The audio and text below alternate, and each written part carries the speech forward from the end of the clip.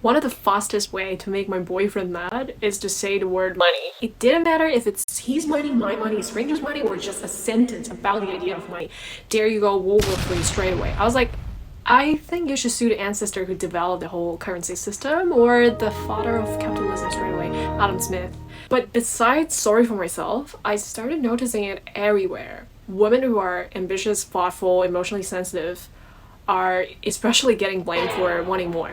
Even when we go out of our way to clarify, no, I don't expect you to get it for me, I want to get it for myself. Because for these boyfriends, just hearing a woman express desire for a better lifestyle, even she is paying for it herself, is deeply triggering. So these triggered guys usually react in one of the two ways. The first type is rage. The irrational reaction where he storms out of the bathroom, pants half on, yelling at you. Why do you even want that? The second type is the silent disgust. These guys are simple. Doesn't need to be words, actually. The moment they saw the new designer brand perfume you treated yourself with your own paycheck, they suddenly become cold. And after a few days of silent treatment, you'll realize you are ghosted. And eventually you will receive their test. We are not compatible. And out of few rounds of you asking, begging, you will find out that what it really means is you guys are not financially compatible. Why did he draw that conclusion? Like, how? Guess what? Yes, the designer perfume that he saw in your bag a few days back. So why are they doing this? Two words: insecurity and ego. Guys are raised in a way to tie their self-worth with how good a provider they are. So when they sense there is a gap between your desires and their ability to provide, they sense an underlying blame of not being a good enough provider, even if you never ask them for a thing. And when there is a gap, what do? Yeah, you could try to close the gap from the shorter end, but that's too hard. Then what you do? A way easy way is to drag the higher end down to their same level. They'll say, why do you want that? You're so high maintenance. You're such a gold digger. You're not grateful. You're so greedy. It doesn't matter did you even see him as a provider or you were just wanting to be a provider for yourself. They will still get triggered because they were raised to be one. So it is really hard for them to take that provider hat off and accept there is a possibility that this woman is genuinely one to be a self-provider. But you know what could happen when a woman usually pays in the relationship for like 99% of the time? The man can feel so left out and not be able to put on that provider hat that they were taught to put on. And then they might cheat or seeking that void from somewhere else. Even worse, this kind of man tend to remain silent about their financial struggle because of shame. When you are mentioning something that he knows that he is not doing so great, but too ashamed to say it out loud, fear and rage come along.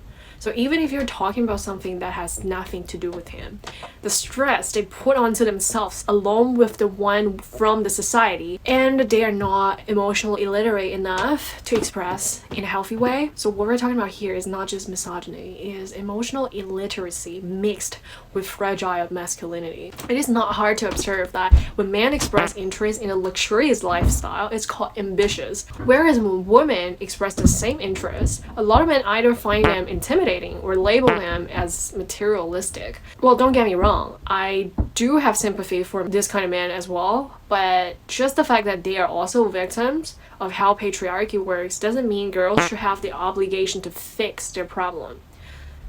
But I understand, let's be honest, many women in these relationships aren't ready to leave, and that is okay because I don't find them as monsters. I think actually they're very common. Then what do we do if you meet this kind of people? When we have conversations like this with our boyfriends, you can try this formula, which is inspired by the FBI negotiator Chris Voss. The formula works like this: label emotion, shift perspective, anchor position. So the first step, labeling his emotion but not directly call it out.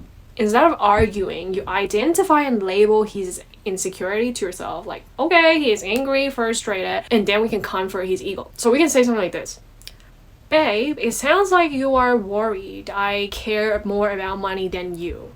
I get the sense that you feel a bit pressured when we talk about this. Is that right? So basically validate his feelings without agreeing, but disarming him to discussion. And the second step we can do is to shifting his perspective using the how questions. For example, how can we both feel secure when we have different financial goals?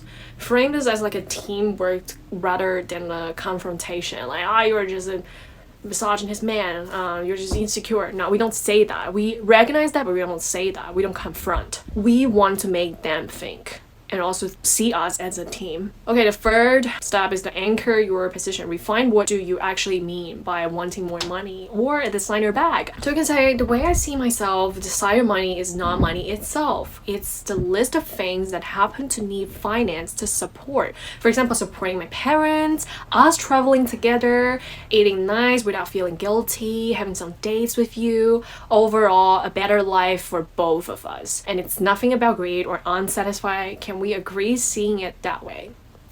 So this method both can be effective either when your man can realize that he is speaking out loud of his insecurity, or he has a fixed pie mentality sometimes, thinking that when you win means he lost. This method can still work because you're not fighting over a fixed pie but expanding that pie together. But still, you have to know when you have to leave, because it's not everyone can be fixed, right? And like I said, it's not even your responsibility. So if after all of these, he still punishes you continuously for being ambitious, if he uses guilt to control what you want, and he shuts you down, shout you out, there's no longer insecurity discussion here. It's pure emotional abuse, and you can't save someone by sacrificing yourself. So I hope it helps if anyone's in the same situation as me.